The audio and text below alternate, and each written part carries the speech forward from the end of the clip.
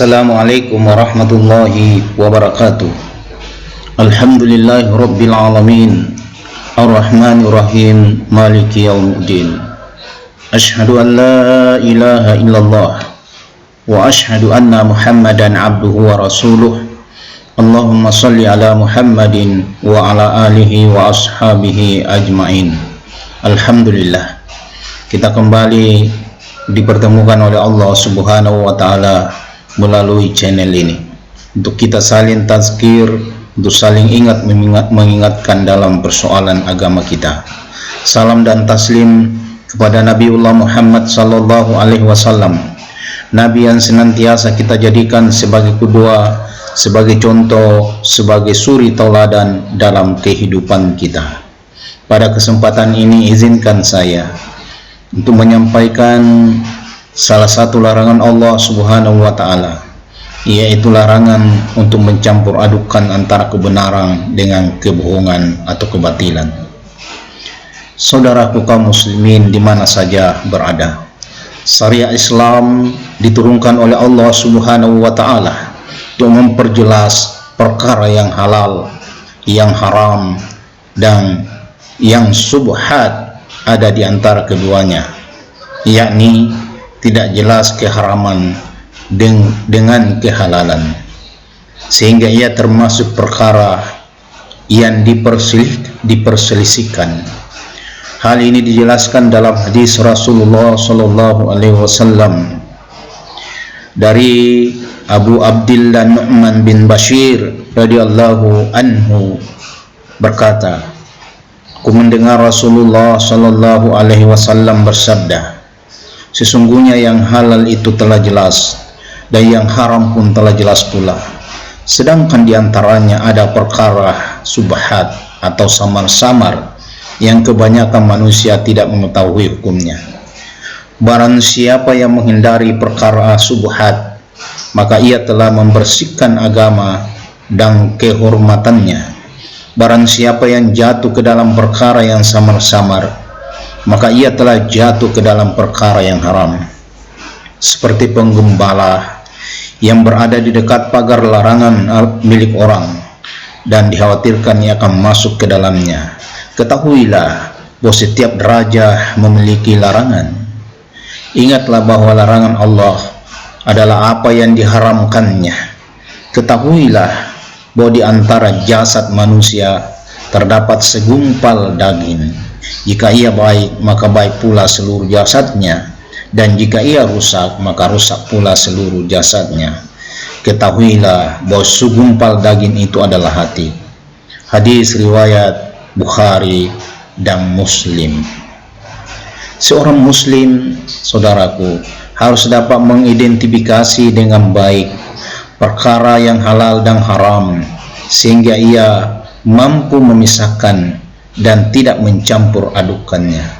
Hal ini sesuai dengan perintah Allah Subhanahu wa taala dalam Al-Qur'an surah Al-Baqarah ayat 42. Wala talbisul haqqo bil batili wa taktumul haqqo wa antum ta'lamun. Dan janganlah kamu mencampur adukan antara yang hak dengan yang batil, dan janganlah kamu sembunyikan yang hak sedang kamu mengetahuinya. Surah Al-Baqarah ayat 42. Di antara umat Islam ada yang terlalu rajin sehingga ia mengerjakan perintah sekaligus larangan. Mereka tidak dapat memisahkan mana yang diperintahkan dan mana yang dilarang oleh Allah Subhanahu wa taala. Bagi mereka keduanya sama saja. Kalau kepandiran lalu mereka melakukannya, tidak terlalu masalah. Kan tetapi jika melakukannya orang-orang yang memahami dengan baik, maka pastilah ia melakukan kesengajaan. Orang seperti ini akan mendapatkan kemurkaan jauh lebih hebat dibandingkan dengan orang yang tidak paham sesuatu. Allah telah menyampaikan dalam Al-Quran surah As-Sab ayat 2 dan 3. Ya ayyuhalladzina amanu, wahai orang-orang yang beriman, lima taquluna ma la taf'alun, mengapa kamu menyampaikan sesuatu? Mengapa engkau menyampaikan sesuatu padahal kamu sendiri tidak mengerjakan. Kabura maqtan 'indallah an taqulu ma la taf'alun.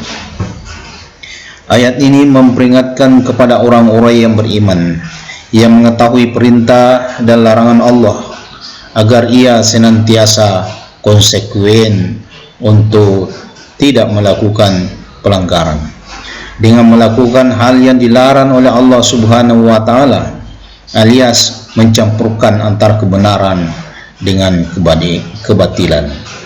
Jangan sampai ada orang yang rajin sholat akan tetapi maksiatnya jalan terus. Ia masih mencampurkan kebenaran dan kebatilan, padahal seharusnya ada garis demarkasi agar tidak menyeberang kepada kebatilan. Orang yang mencampurkan kebenaran dengan kebatilan sama halnya mencampurkan antara air susu dengan racun, sehingga boleh jadi amalan orang seperti ini tidak diterima oleh Allah Subhanahu wa taala. Sebagai contoh, orang yang taat ibadah akan tetapi ia musyrik, maka sudah dipastikan Allah akan menolak amalannya, sebagaimana yang disampaikan oleh Allah Subhanahu wa taala di surah Al-An'am ayat 88. Zalika hudallahi yahdi bih man yasha'u min ibadi walau asyraku lahabita anhum ma kanu ya'malun.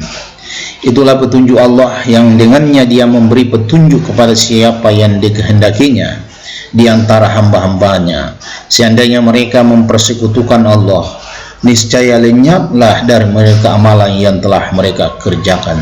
Quran Surah Al-An'am ayat 88. Inilah bahayanya mencampurkan antara kebenaran dan kebatilan. Justru yang akan dinampakkan pengaruhnya adalah kebatilan itu, sementara kebenaran tidak akan nampak, malah dihapuskan oleh kebatilan itu. Pilihlah kebenaran yang datang dari Allah dan campakkan kebatilan. Dengan demikian kita berada pada golongan orang-orang yang siddiq. Semoga bermanfaat apa yang saya sampaikan. Jika ada kekurangan datangnya dari saya pribadi, dan jika ada kebenaran datangnya dari Allah Subhanahu wa taala. Akhirul kalam, nasrun minallahi wa fathul qarib. Wassalamu alaikum warahmatullahi wabarakatuh.